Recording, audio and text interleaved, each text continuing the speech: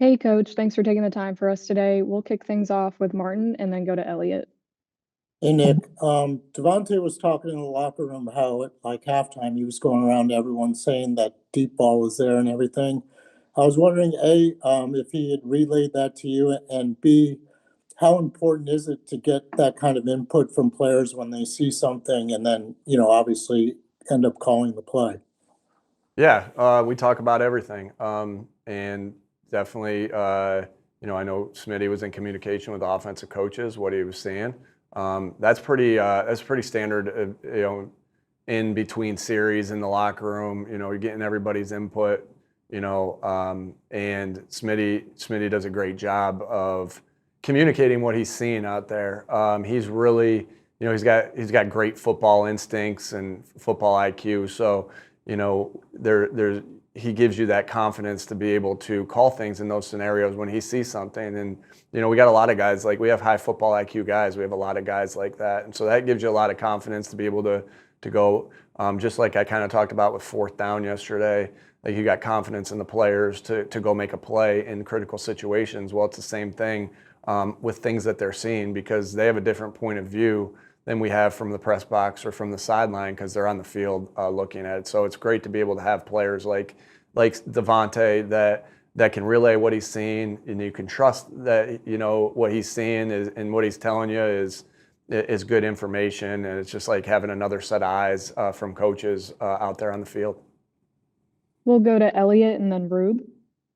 Hey Nick, you guys had a ton of success passing the ball from under center yesterday. I know this might be complicated to answer without giving away game plan stuff, but is there a simple way to explain why yesterday it really worked for you guys and you used it as opposed to the first 6 games of the season? Yeah, obviously yesterday there was a little bit more under center runs. So you mesh up your play actions and your passes with some of those things. So some things that we studied in that little mini buy, is things that we looked at, and that's kind of why you got to see some of the things that you saw yesterday. It's always going to be important that your run and your play action pass game mesh together, because the defense has to go from a run defense to be a pass rusher, which is difficult for a defensive line. And we talk a lot about that as our defense. So you always want to have those things mesh together, and yesterday that meshed together the way that you saw. We'll go to Rube and then Dave. Hey, Nick. Obviously, you just played the Giants a couple of weeks ago. It didn't go well. How do you take Thanks. that game? How do you take that game? What do you do with that game? Do you kind of emphasize the revenge factor this coming week, and remind them or do you just kind of focus like it's any other game? Focus like it's any other game. Now, it's a unique game in which that you play a team the second time. And it's even more unique that it's been 1 week of games since then. And so, just like everything we talk about, I know you guys asked me on a Thursday night or a short week or a Monday night game or a first game or a snow game. You have things that you look at in all those, because it's slightly different. But nothing changes in respect to your process. You still have a week to prepare. All the things, business as usual. But we'll have some things that we look at as coaches, knowing that we just played them, and we know that they will as well. We'll go to Dave and then Tim. Nick, whose idea was it to add the outside backers to the catch circuit? And how often do you make changes like that to a practice week? Yeah, I don't think it's necessary to say it's this person's idea or that person's idea. We're not looking for credit. We're looking for contribution. And that's what we try to preach to the entire team is contribution over credit. And we know how important fundamentals are. Dave, anything like, hey, we need more work at this strip attempt, then you might put a drill into your circuit there. Or hey, we need to add this group into this, into the catch circuit, and you may do that as well. So just because you do something a certain way, and that you've had success with the fundamentals that we have, doesn't mean you're constantly not thinking about how you make that process and those drills and the things that you do better, because that's all you're constantly thinking about. How do you find ways to win, and then you find ways to get better.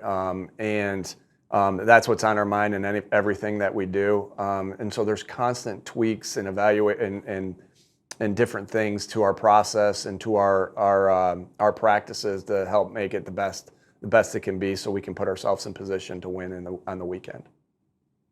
We'll go to Tim and then John. Nick, we saw how Jalen responded to a couple losses in a row there with his performance on the field, and then as he's walking off the field, he had the comment like, "We're not losers anymore." What have you kind of learned about his response to when you guys do go through, whether it's one game or 2 games of losing, and sort of like his relationship to that, and that helps us understand sort of how he's wired. Yeah, hyper competitive guy. You love that. Wants to win. A lot of people want to win, but are they willing to do the things that winning requires? And I think that's what you get with Jalen. He wants to win in the worst way, and he's willing to do anything and everything that winning requires. All that, always that path to the locker room is always an emotional time too. I don't think he can put too much stock into what we say into that. Probably have to get you guys out of that area so we can just walk freely into there and say what's on our mind at that particular case, because it's such an emotional game. But yeah, the easiest way to sum that up, Tim, is that he's just, will do everything, wants to win in the worst way, and will do everything that winning requires, which is a lot throughout the week. We'll go to John and then Jeff McClain. Hey, Nick, curious to what you saw from the film when it came to the running game. Obviously, it was pretty effective on that first drive and kind of waned from there, and you were able to toggle and have tremendous success in the passing game. But what you saw? Yeah, obviously they did a good job of making some adjustments in that after that first drive to force us to try to win another way, and we did a good job as offensive coaches and with the players of countering those adjustments. That's the way football goes. It's a constant game of adjusting and seeing how they adjust. And so good job by them adjusting. We know we want to be a balanced team. But we really don't care how it looks. We'll do whatever we need to do to win each and every game, and then find ways to get better from there. And so, I encourage you guys just to focus on that. Like, focus on everything you can do to win, and focus on everything you can do to get better, and kind of understand that's how football goes. That you got to have multiple ways to win, and great job by our team and our offense to get it going a different way. But we still obviously want to be a balanced attack on offense. We'll go to McClain and then Bo. McClain, Nick, Howie makes a lot. You guys have had a lot of trades already. This. You didn't like that you went with your last name? No, I thought I liked it. Yeah. Okay. There's multiple Jeffs now. Nick, you guys have already had a lot of trades in the off season, and then training camp and in season. And Howie obviously trades more than any other GM in the league. Having been a position coach or coordinator, now that you're head coach, how do you deal with the conversations that need to take place with your assistants, and then how that filters down to the other players of how the trades affect them and playing time and Sure. and all that goes into that? Well, first, McClain, No, well, yeah, I think it's important that you always have constant communication with your guys, on every front, because it takes everybody. And I think back to when you draft a guy high. I think back to when we drafted Jonathan Taylor in Indy. The first call we make is obviously to Jonathan to tell him we drafted him, but then the next one's to Marlon Mack to let him know, that, there's always constant competition, just reminding them of the core values. There's always constant competition. Best guys will play. It doesn't mean you're any less important to this football team. I think it's always because it takes everybody, and it's going to take everybody. And so I think the constant communication with your guys is always really important there. I think Howie and I do a good job of just communicating the vision for the guys and this and that and how we may use them.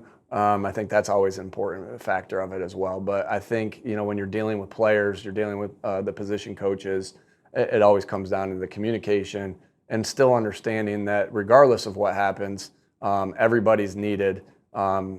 Everybody's contribution is needed, and that we'll need everybody to achieve the goals that we want to achieve. We'll need everybody involved. That doesn't mean everybody, has to like it, but I think the most important thing is that you're always open and honest and communicating. Excuse me. We'll go to Bo and then Christian. I thought you were gonna go Wolf for sure. Nick, end of the first half when Jalen takes the sack, 3rd and 13 with a little over 20 seconds left. How come no timeout and just head to the locker room? Yeah, in that particular case, we have times. We have different variations of what we do on 2 minute, of how we attack. And that was a time right there where 3rd and 13, you have a timeout, you have 2 timeouts. But in that particular case, it was time to let that drive end and go to the locker room. 3rd and 13 is not a guarantee. Obviously, I believe in our team and believe in our guys at all costs, but you also got to play smart. And 3rd and 13 in that situation where you're not into a guaranteed, hey, I'm getting points if I convert this 3rd and 13. I'm still going to have work to do once I do get this 3rd and 13. The risks kind of outweigh the potential benefits from it. And at that point, you don't get it, and then you have to punt. They can, in that scenario, I know what we would do in punt, return in that scenario. And at that particular case, we played that exactly how I wanted to. Obviously, I wanted to go and get points, which is why you saw the drive go as it was. But once we did take the sack in that particular case, we played that how I wanted to play that. I have no regrets there. And are you also factoring in how you were playing on offense at the time as opposed to just the situation? Everything's always taken into account. Everything's always taken into account. So, but yeah, we have our stipulations, and with pretty much every scenario you could possibly imagine. But within all those situations, you take account everything that's going on in the game and how and your past experiences, to be quite honest with you. Thank you.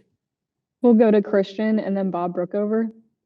Hey, Nick, you guys obviously made the most of your mini bye, and you got Jalen under center, as you alluded to earlier. I was wondering if Cam's injury had anything to do with, was he under center more after that because of the injury? And just what you thought of him being under center, how comfortable he looked, and how comfortable he looked throwing the ball over the middle. And how that worked with the play action. Even though you guys weren't gaining a lot with Saquon running, you still committed to running, and how that played into the play action success. Yeah, again, you go into a game and you're always thinking about the players that you have. We have a lot of faith and confidence in Brett Toth. That's why he was in there. And so nothing really changed when Brett got in the game because of Brett does such a good job of preparing like a starter, and he's always ready when called upon. I thought obviously Jalen played, if you have a perfect quarterback rating, you obviously played a really good game. And Jalen did, he played awesome. He played really awesome. And, but when you have a perfect quarterback rating, it's a team, that really may be a Jalen stat, but that's a team stat. It took, it took great protection, which we had really good protection against a really good front all day. It took, the commitment to the run game to try to get that going, to open some other stuff up. It took unbelievable catches by the wide receivers and route detail and discipline. And so it's just a cool stat that emphasizes the whole team. And so, we'll see how things move forward as far as what the ways we want to attack. Every game calls for different things. This is what this game called for, and this is kind of some of the things that came off of our self-scout, and we'll continue to work to find ways to get better.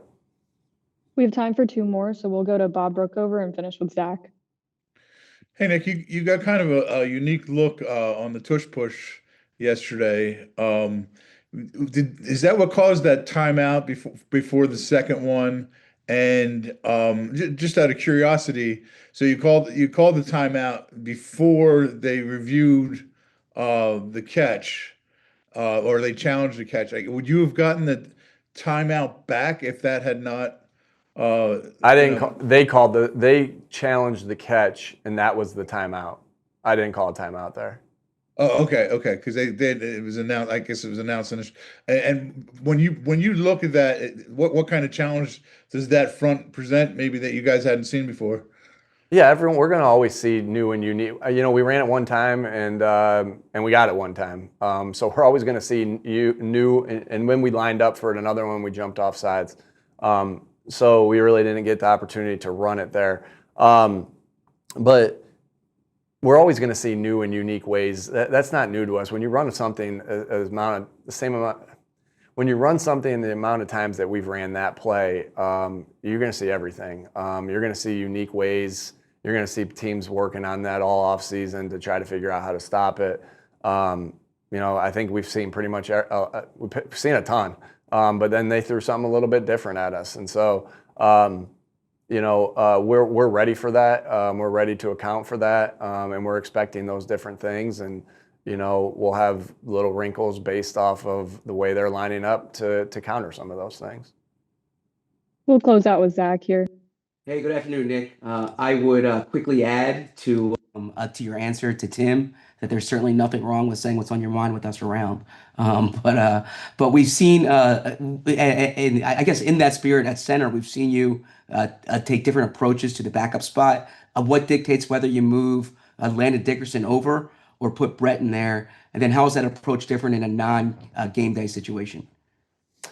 Yeah, obviously flexibility is huge, and to have guys that can play multiple spots is really important. You always need multiple centers ready on game day, just because not everybody can do that job, right?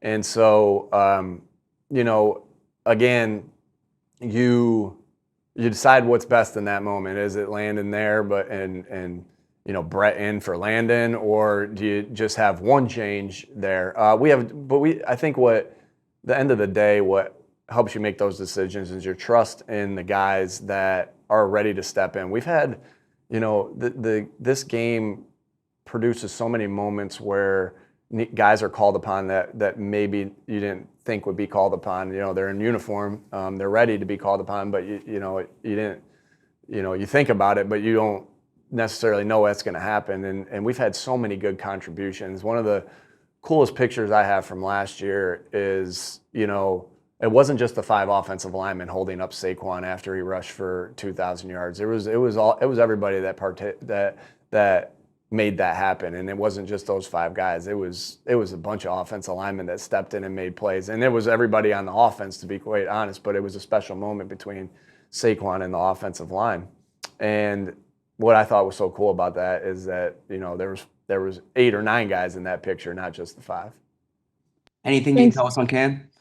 Yeah, we'll see. Obviously haven't got with the doctors quite yet. That's a little bit later. I usually get with them a little bit after I talk to you guys. And so, we're into our game planning, just finishing up with the players right now and about to get into our game planning purposes. So it's usually the time I get with him. So we'll see. I know he'll do everything he can do to be as ready as soon as he possibly can. Thanks, Coach. We appreciate your time today. All right. Thanks, everybody.